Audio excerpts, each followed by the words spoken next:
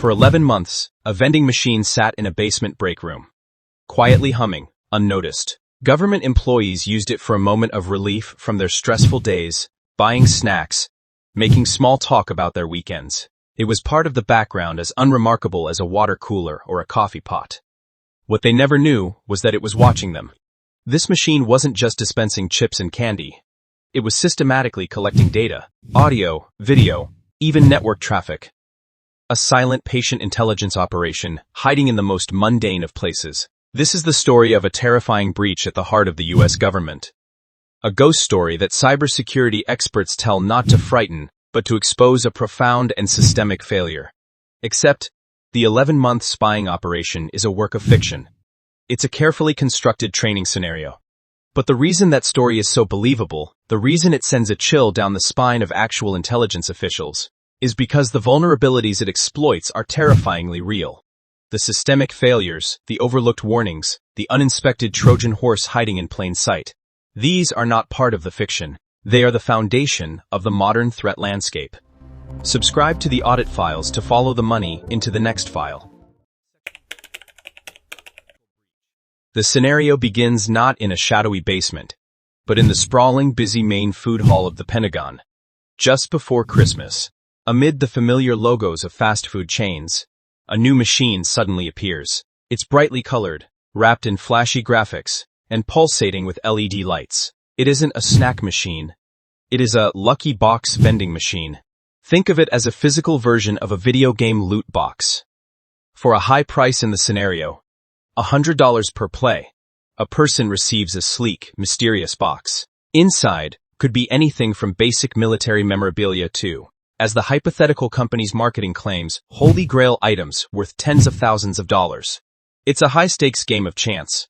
A concept that feels more at home in a Las Vegas casino than in the nerve center of America's military. So how does a gotcha machine, a device built on chance-based mechanics often compared to gambling, get installed inside one of the most secure buildings on the planet? The answer is the first, and perhaps most critical systemic failure. It slips through the mundane procedural cracks. In the scenario, the machine is installed through perfectly legitimate channels.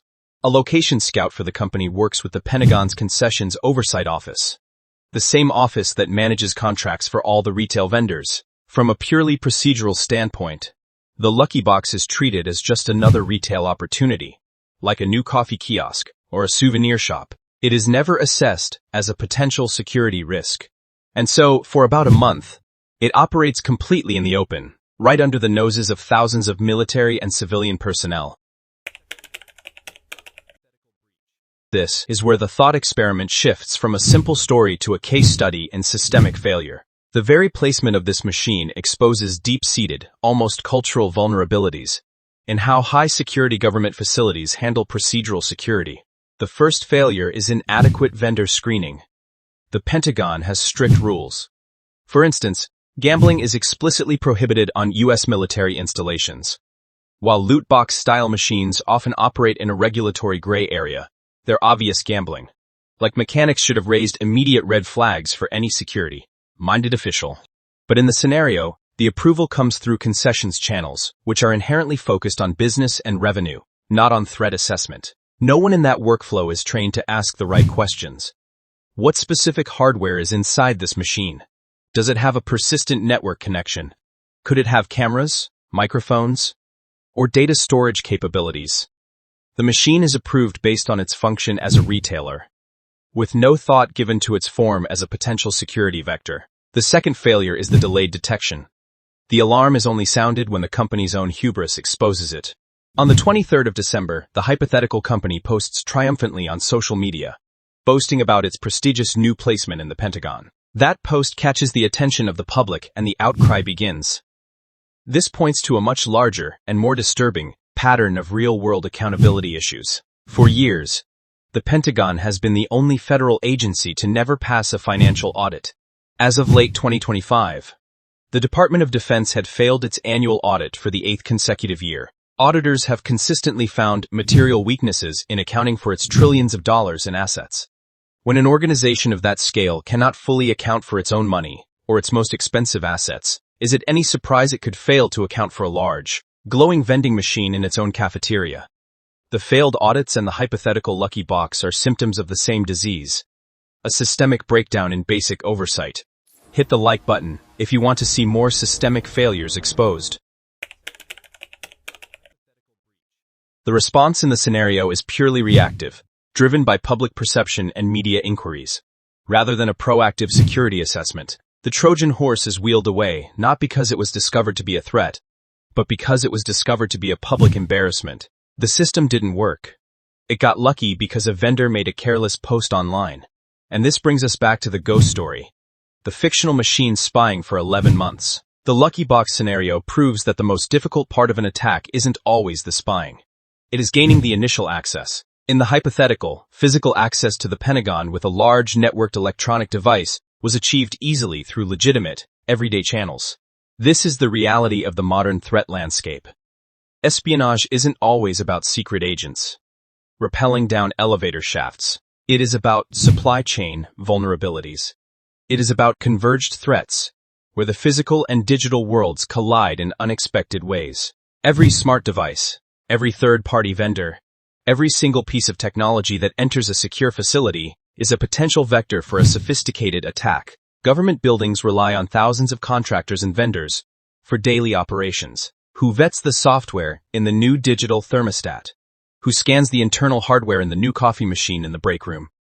The Department of Defense has complex cybersecurity certification programs for its digital vendors, like CMC and SPRS, designed to secure the digital supply chain. But the physical gateways remain a glaring vulnerability.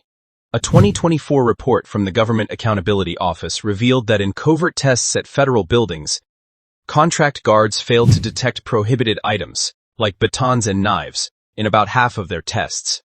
If basic physical security checks are failing at such an alarming rate, what hope is there for detecting a sophisticated, hidden surveillance device cleverly disguised as a benign appliance? In the end, the lucky box machine at the Pentagon wasn't a spy. It was just an element in a story designed to teach a lesson. But its brief hypothetical tenure was a deafening alarm bell that was nearly ignored entirely. It revealed that our most secure facilities have profound blind spots, not in their fences or guard posts, but in their paperwork, their procedures, and their institutional culture. The greatest threats often don't come from a frontal assault with overwhelming force. They arrive quietly, through a Trojan horse. An adversary doesn't need to defeat your best and most expensive defenses if you unknowingly invite them through the front door and offer them a prime spot in your food court. The story of the spying vending machine is a fiction, but the story of the vulnerabilities it represents is a factual warning that has been sounded time and again. The scenario is no longer purely hypothetical, because the path it demonstrates is now known and understood by those who would do harm. The incident was benign this time. It was a thought experiment about a company looking for a marketing opportunity, not a foreign intelligence agency seeking to exploit a weakness, but the vulnerability it exposed remains unpatched. The next time a strange machine appears in a secure location, it might not be offering a chance to win a prize. It might be there to take everything else. The question is, are we finally listening to the warning? This is the Audit Files. Subscribe and follow the money.